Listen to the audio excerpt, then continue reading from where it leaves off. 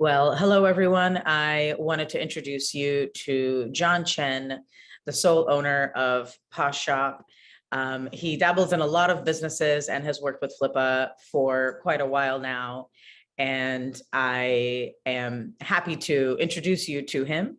Tell us a little bit about yourself, John, and how you got started with Posh Shop.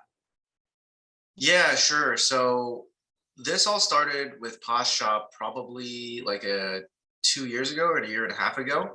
It was during the pandemic around June or July of 2020, I want to say.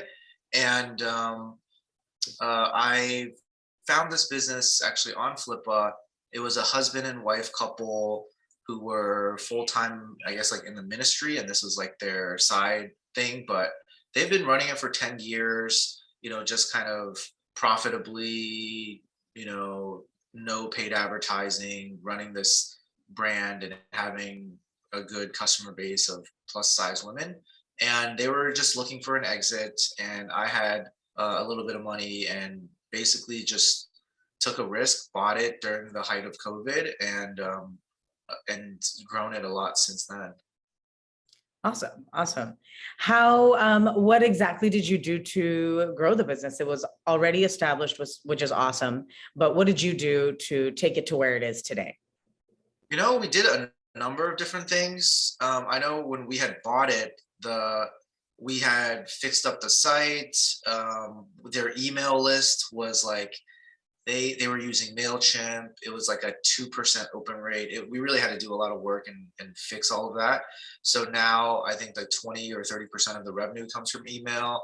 We implemented SMS. We did a little bit of paid advertising. We did some influencer marketing. We basically tried a lot of the channels that you would think would work for a plus size clothing business. Awesome. Can you give us a little insight of what the numbers used to be and what they are now after you came in and grew the business? Yeah, I think when I first acquired it, it was doing like 20,000 a month in revenue. And this was basically all organic. They had not run any paid ads. So I think that's like a floor for the business. We implemented email, implemented SMS, did some influencer stuff, did paid advertising, and we saw months as high as 250,000 or 280,000 revenue. Now we're closer to the 50 to 100,000 a month mark in revenue. But yeah, I think that it's been kind of an up and down ride, but I think 2022 holds a lot of growth levers that a new owner could pull. Perfect, perfect. That's you. You're leading me into my next question. What growth opportunities do you see for the new owner to, take the business to the next level? Yeah, for sure. So I think there's a lot of different new channels that are popping up. We started to do a little bit of TikTok, a little bit of Snapchat, Facebook, of course, if the new owner is well versed with Facebook or can hire a really good agency. We've had some months where we've seen like incredible, crazy results back in the day, maybe like 5x. When I first tried paid advertising on Facebook, it was like 5 to 8x return on the ad spend. So just crazy kind of numbers. Yeah. So we have a good niche, we have a good, product offering, and it's only gotten kind of better over time, the products.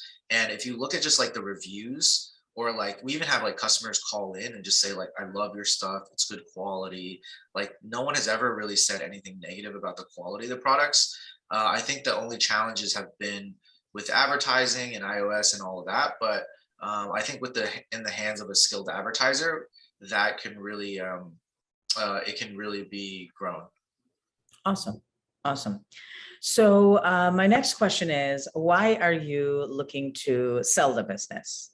Yeah, so I usually get in to these businesses with the thought of I'm going to keep it for life, right? So I do everything as an owner that that would that would that would lead someone to think like I'm investing in the long term. So if there's a situation with a customer that they're unhappy, I don't try to like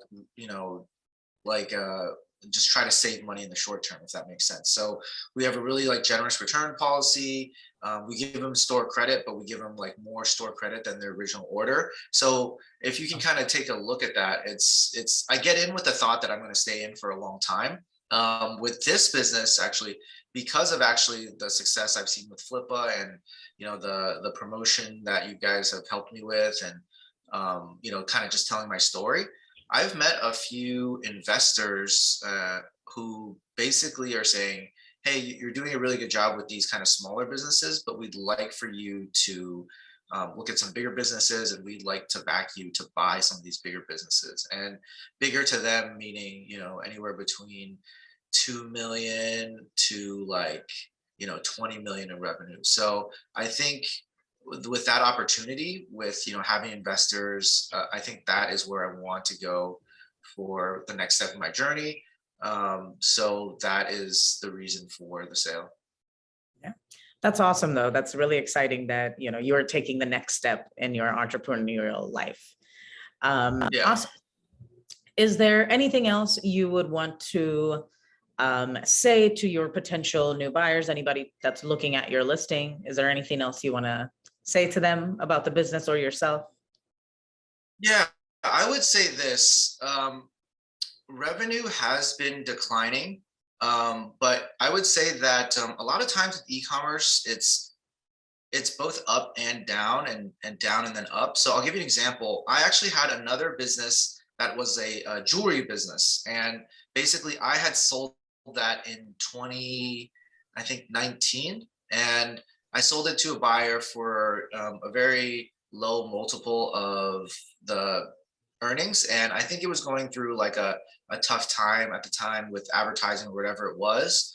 But when he had purchased it, I think like 3 to 5 months later, it was COVID and everything, and ads started becoming really cheap. And he basically grew the business 3x from where it was. So I will say that like you never really know what's going to happen, both on the downside and on the upside. So I sold the business for way less than I think it was ultimately worth. And this business is priced in a way where it reflects that it's there's been some challenging times in the recent couple months, but I ultimately think there's a lot of value here. It's a great niche. It's a great product. Customers love it. It's a great customer base. It's a higher average order value. It's kind of like differentiated from like a Fashion Nova Curve or anything like that. A lot of our customers are a little bit older. So ultimately, I think there's like a floor in the business. I don't think it's worth less than what I had bought it for. So I think like if you were to turn off all the ads or turn off everything, I still think it would be more than the $20,000 a month in revenue, just that I had bought it at. So I think it all depends on how skilled a new operator can come in and build this business, because it obviously has shown that it can do a lot of revenue and profit for sure. So that's what I'd like a new owner to know, to kind of think about like, okay, the downside is kind of protected because it's been around for like 10 years, right? So maybe it'll do like without any paid advertising, like 20 or 30,000 a month in revenue. I'd like to think that, I've grown it with, influencers, and kind of built a solid base of repeating customers who love the product. We have some customers that have bought like thousands of dollars, and, some of them will call me directly on the phone and just tell me like, oh, when is this coming out? Or, certain things like that. So I think there really is something there. It just depends on, is the next owner going to be skilled enough and dedicated enough to kind of bring it back up to the levels that I think it definitely can be. Awesome. No, that's great to hear. And thank you for your time, John. And hopefully we can find you the right buyer and they can take this business to the next level. Got it. Thank you.